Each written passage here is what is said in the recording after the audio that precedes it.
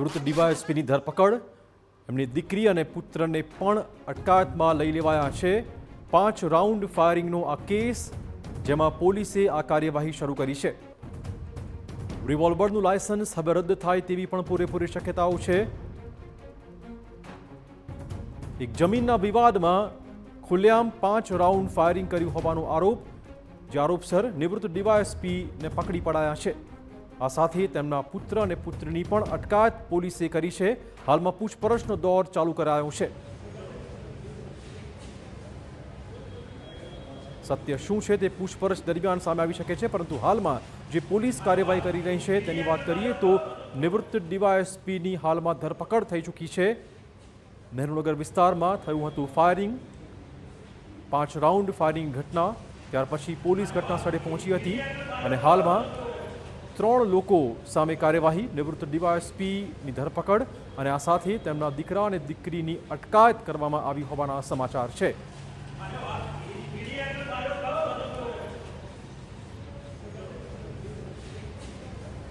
આ સમગ્ર મામલે આરોપી ડીવાયએસપી અશોકસિંહ ચૌહાણની દીકરીનું આવ્યું છે નિવેદન।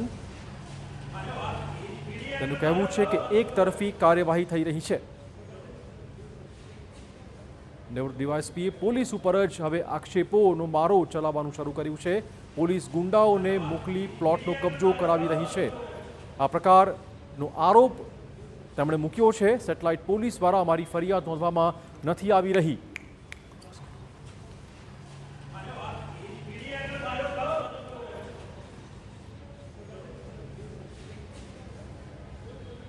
વધુ વાત કરવા જોડાશે અમારા સંવાદદાતા હરીન માત્રાવાડિયા। હરીન, જે રીતે દીકરીનો પણ આક્ષેપ છે, ડીવાયએસપીનો પણ આક્ષેપ છે, કઈ રીતની આખી આ પોઝિશન જોવા મળી રહી છે અત્યારે?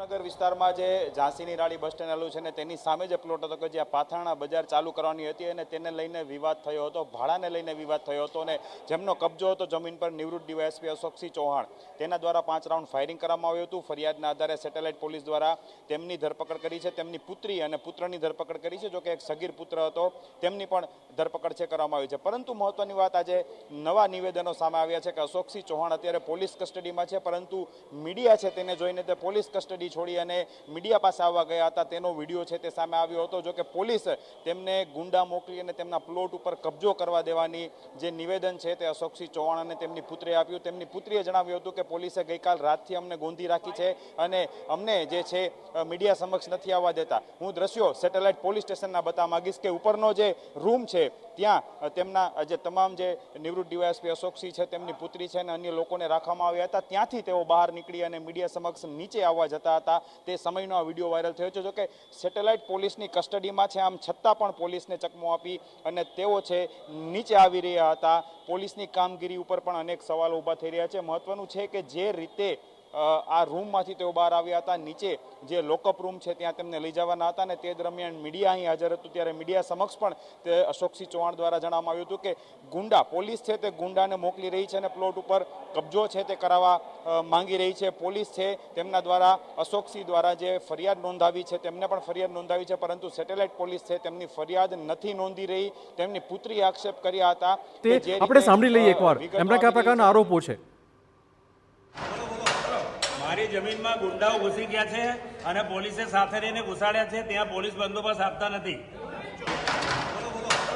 મારી જમીનમાં ગુંડાઓ ઘૂસી ગયા છે અને પોલીસે સાથે રહીને ઘુસાડ્યા છે, ત્યાં પોલીસ બંદોબસ્ત આપતા નથી। ઓકે, મારી જમીન પર ગુંડા ઘૂસી ગયા છે, આ પ્રકારનો આરોપ, અને પોલીસ કશું કરતી નથી, આ પ્રકારનો આરોપ નિવૃત્ત ડીવાયએસપી અશોકસિંહ ચૌહાણે મૂક્યો છે। ત્યાર પછી હવે પોલીસની કામગીરી સામે પણ મોટા સવાલો છે।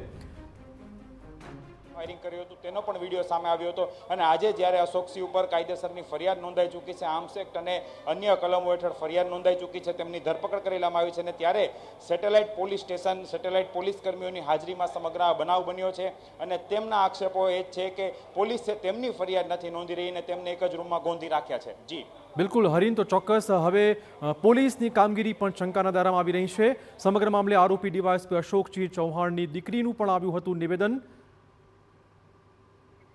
મહત્વપૂર્ણ છે કે જગ્યા ભાડે રાખનાર વ્યક્તિએ અશોકસિંહ ચૌહાણ પર ફ્રોડ કર્યાનો આરોપ મૂક્યો છે।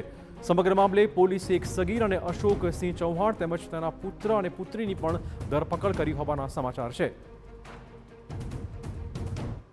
की डॉटर हूँ. हम कल रात से इधर बोल रहे हैं, मीडिया से बात करें तो हमारा हक बनता है, बोलने का हक बनता है. वो हम बात नहीं करने दे रहे बिल्कुल भी. हमको किसी से बात नहीं, हमको बंद करके रखा है रात को, पूरे रात लॉकअप में. आपको सुनने में नहीं आ रहा, आपको सुनने में नहीं आ रहा है आपका ऐसा कहना है? नहीं, हमको लॉकअप में रख रहे हैं, हमको बात नहीं करने दे रहे मीडिया से. मीडिया में एक साइडेड स्टोरी चल रही है. क्या क्या आपका क्या मीडिया में आपका एक क्या साइडेड लगता है आपको? मैंने ले लो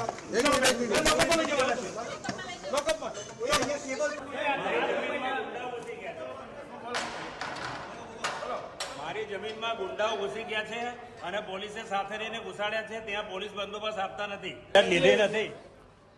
તો આપને કહી દઈએ કે 5 રાઉન્ડ ફાયરિંગનો આખો આ કેસ છે.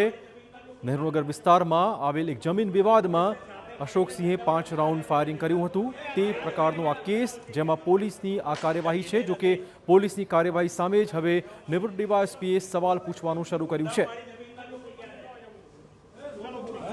માત્ર એક તરફી કામગીરી જ પોલીસ કરતી હોવાનો દાવો અને આક્ષેપ તેમણે કર્યો છે.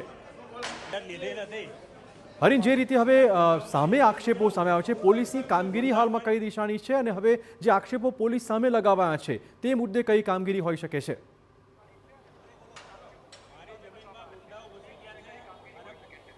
બિલકુલ, અત્યારે આરોપી તરીકે ખુદ નિવૃત્ત ડીવાયએસપી અશોકસિંહ ચૌહાણ છે ને તેના દ્વારા જ સેટેલાઇટ પોલીસ ઉપર છે આક્ષેપ લગાવવામાં આવ્યા છે.